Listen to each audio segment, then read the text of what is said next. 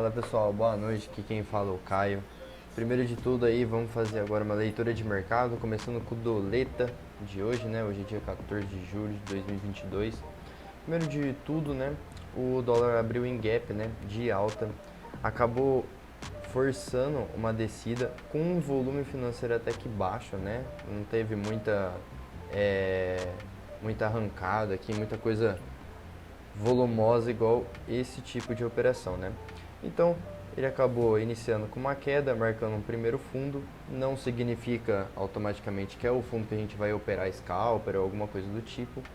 A gente simplesmente deixou ele fazer uma movimentação maior, fez um volume financeiro bem mais bruto aqui para chegar até o topo, marcou um topo e um fundo para a gente até o início, né, do mercado.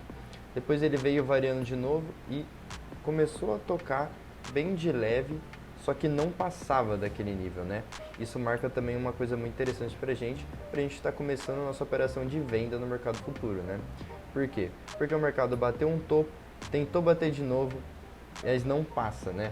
Ali tem já uma resistência e é aí que a gente entra vendido com o nosso contrato e seria o nosso primeiro trade do dia, né? Descendo até aqui embaixo ou numa pontuação favorável para a gente.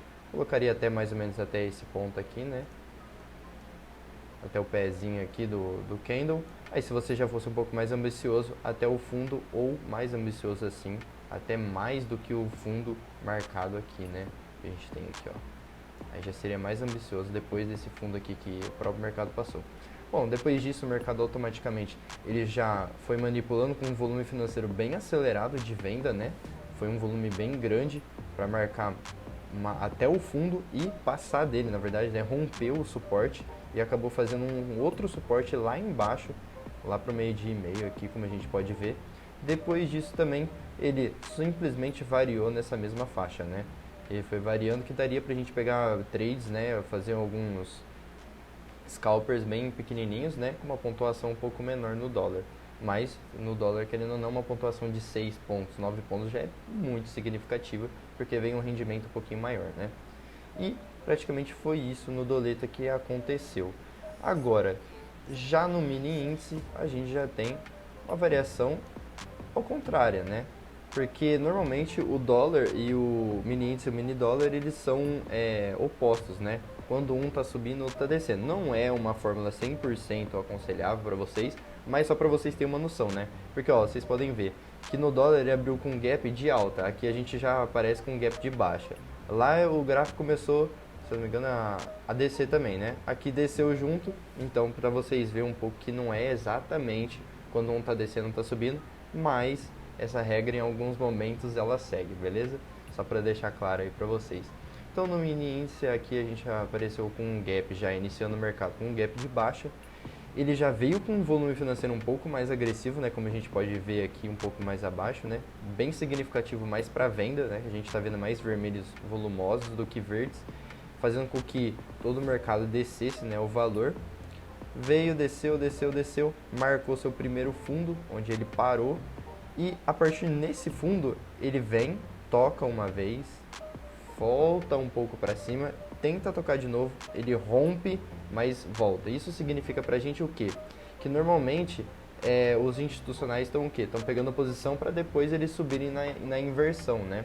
Isso é uma dica muito interessante. Então, o que a gente faria aqui no caso? Onde seria nosso primeiro trade do dia? Seria praticamente aqui, porque ele vem, monta o nosso fundo, retorna para cima, rompe novamente e tem uma tendência de volume financeiro para compra, que é totalmente invertido do que ele vinha como tendência. E é aí que a gente pegaria aqui uma compra e seguiria até mais ou menos uma pontuação clara, né, normal, seria mais ou menos até aqui.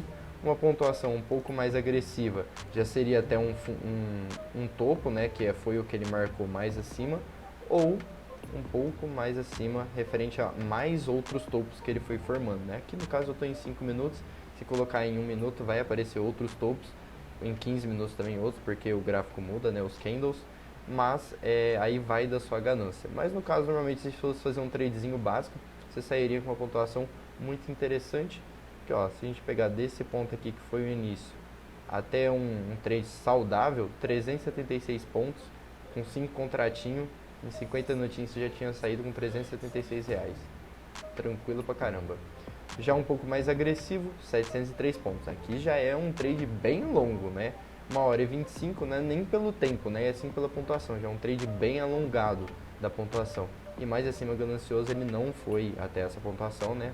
Mas aí acima de 900 mil pontos aí já é uma coisa bem longa de trade. Já é bem mais gananciosa. Está buscando pontuação muito alta. Mas fora isso, aqui no mini índice foi isso que na verdade rolou, né? Abriu com gap de baixa, teve uma tendência maior de queda pelo volume financeiro aqui que a gente está vendo, né? Que foi mais agressivo para venda. Depois ele meio que deu uma estabilizada, marcou um fundo, testou o fundo de novo, onde a gente poderia entrar comprado e subir fazendo o trade. A partir disso, ele fez uma lateralização, né? Um pouco de subida, né? Como vocês podem ver aqui, um canal um pouco mais, é uma lateralização, porém com ascendência, né? Com aumento, né? Você vê aqui os fundos estão crescentes, só que no final que ele acaba terminando o mercado com queda.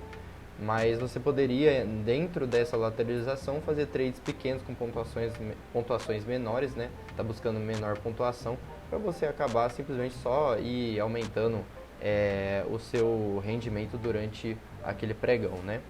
Mas praticamente é isso. Depois disso, ó, depois aqui, ó, mais ou menos da 1 hora, você vê que o volume financeiro praticamente constitui a mesma coisa. Isso também gera lateralização, não tem muito volume, não tem muita queda, não tem muita volatilidade e aí acaba lateralizando e ficando no mesmo padrão.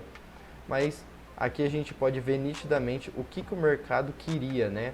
Com esse volume financeiro muito alto para venda, veio muita queda e depois um volume maior também, menor do que estava acontecendo, porém é alto também referente à compra. Foi por isso que ele também deu essa subida. Depois seguiu com volume financeiro normal e seguiu com lateralização. Mesma coisa no dólar. No dólar aqui, ó, a gente pode ver que teve a queda brusca, porém não teve muito volume financeiro, então isso é normal do mercado. Depois ela veio com uma tendência muito alta de compra, foi por isso que acabou subindo, marcando o topo, retornando ao topo novamente e aí veio despencando com tudo. Você vê o volume financeiro aqui bem agressivo, né? Depois disso, ó, você vê que ela literalmente fica, o dólar fica lateralizado. Por quê? Porque ó, volume financeiro bem escasso, bem tranquilozinho, beleza? Então é praticamente isso que eu queria conversar com vocês hoje, só deixando aqui uma leitura de mercado para vocês, para ir colocando conteúdo aqui no canal. Eu espero que vocês tenham gostado e até a próxima.